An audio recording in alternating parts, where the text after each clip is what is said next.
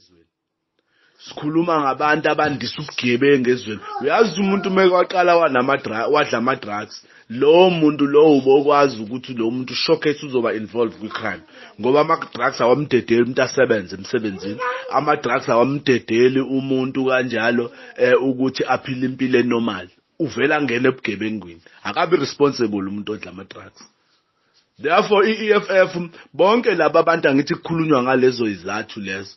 So i-EFF yona umthetho wayo imiphi la imkhona ngempela because ngeke ukwazi ukufight amabhunu ukuthi avula amabhodi uphinde ngala at the same time ufight against ukuthi bona laba kanjalo njoba bewavulile amabhoda ngala futhi uzovikela bona labantu abangenayo. Khona lapho futhi uyafuna ukuthi labantu bavinjwe amasosha lapha. Ikona kuyikuphi kanti ngempela thina esikufunayo noma sikhuluma ngalento ekhulunywa lo muntu ekade la ukuthi thina siyakwazi ukuba amaxoki sijikelane sodwa ngoba ubuxoki lobumawuthi yakubheka ukuyishaya emuva uyishaya phambili lokwesekwenzeka manje. Uyayibona lonto leyo.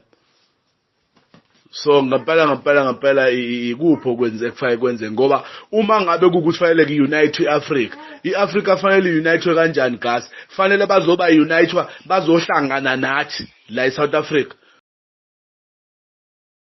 Hayi Papa Mani liyahamba izwe nilaleleni makufika kusasa lomuntu omusha kusuka kukhona omdala ohlomulayo wenza inzuza ngabaswele egameni lokubasiza ebesiza yena labaholi abanandaba nekusasa lethu kodwa bazoba kanjani nendaba ngoba bazobe bengekho kusasa baqoqobala izikhundla bafuna ukudedela intsha ukuthi iphathe kuthi kuthatha izinqumo basuke bezumekile eParliament bazigcine belalele bezwa kuthiwa bebelele abazi balaleleni bekuyi weekend enkulu emva kwe weekend enkulu siphaphamizwe selihambile sekuwusizo olukhulu emva kosizo olukhulu.